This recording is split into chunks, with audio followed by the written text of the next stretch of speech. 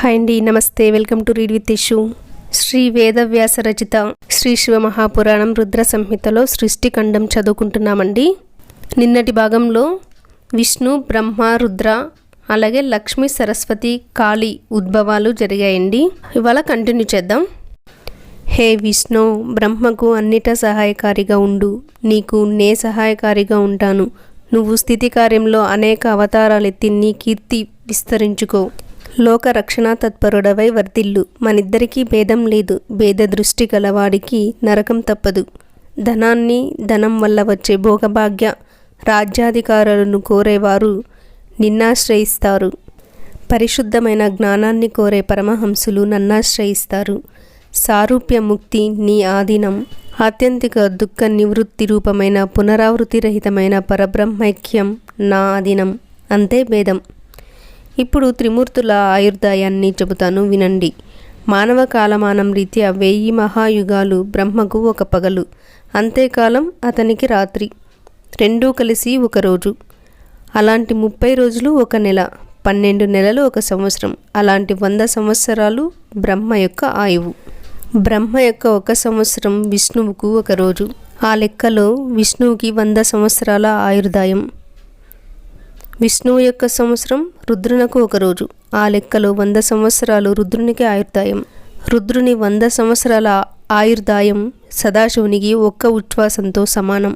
మానవుడు మొదలుగా రుద్రుని వరకు సకల ప్రాణికోట్లకు 21,600 ఉచ్ఛ్వాస నిశ్వాసలు ఒక రోజు. 6 ఉచ్ఛ్వాస నిశ్వాసలు ఒక పలము, 60 పలములు ఒక గటి, 60 గటులు ఒక రోజు. నా ఉచ్ఛ్వాస నిశ్వాసలకు లెక్కలేదు. అందువల్ల నేను అక్షయుణ్ణి. నా ఆజ్ఞ ప్రకారం మీరిద్దరూ మీ గుణములను ఆశ్రయించి మీ కార్యముల యందు ప్రవర్తించండి అని ఉపదేశించి శివుడు అంతర్హితుడయ్యాడు. సూత మహర్షి మునులతో ఇలా అంటున్నాడు. మునులారా, నేను ఇంతవరకు నారద మహర్షి తన తండ్రి గారైన బ్రహ్మను కోరగా ఆయన చేసిన ప్రసంగాన్నే చెబుతూ వచ్చాను. ఆ ప్రసంగం ఇంకా ఉంది, వినండి. లింగోద్భవం జరిగిన తర్వాత వృత్తాంతాన్ని చెప్పమని నారదుడు కోరగా పితామహుడిలా వివరించాడు.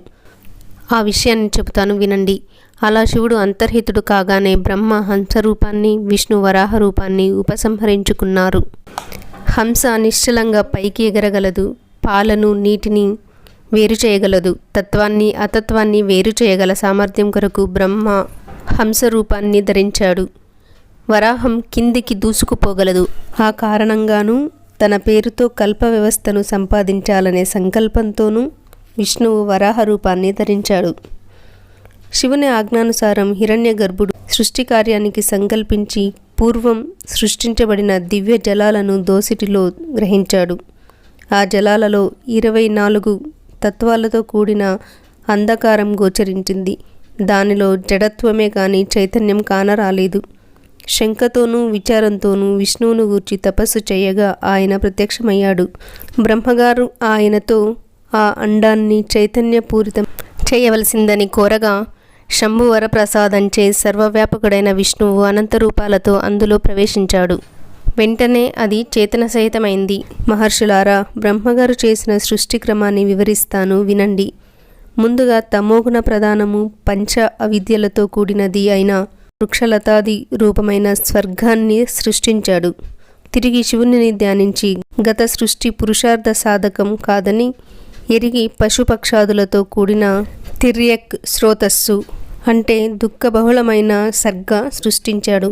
అది కూడా పురుషార్థ సాధకం కాదని ఎరిగి సత్వగుణ ప్రధానము ఊర్ధ్వస్రోతస్సు అను పేరు గలది, సత్యగుణము గలది, మిక్కిలి సుఖాన్ని ఇచ్చేది అయిన దేవసర్గ సృష్టిని చేశాడు.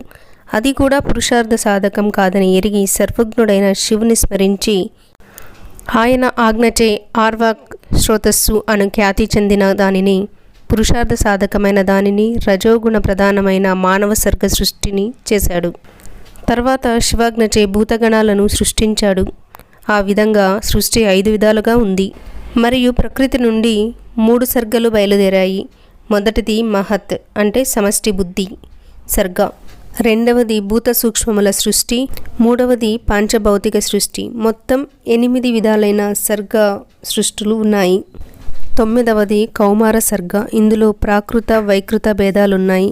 గొప్ప వైరాగ్య సంపన్నులు, దృఢవ్రతులు, సహజ జ్ఞానులు, శుభధ్యానైక మానవులు, సంసార విముఖులు అయిన సనక సనందాది మహర్షుల సృష్టి ఈ కౌమార సర్గలోనిదే. సంసారమునందు విముఖులై వారు బ్రహ్మవాక్కును తిరస్కరించారు. వారిచ్చిన ప్రతి వచనాన్ని విన్న పితామహుడు మోహాన్ని, క్రోధాన్ని కూడా పొందాడు. ఆ సమయంలో ఆయన కండ్ల నుంచి జలజల కన్నీళ్లు రాలెను. వెంటనే విష్ణువును స్మరింపగా ఆయన సాక్షాత్కరించి శివుని గూర్చి తపస్సు చెయ్యమని కర్తవ్యబోధ చేశాడు. తపస్సు చేస్తుండగా కనుభుముల నడుమ ఆవిముక్త స్థానం నుండి పరమేశ్వరుడు పూర్ణాంశతో అర్ధనారీశ్వర స్వరూపుడై సాక్షాత్కరించాడు.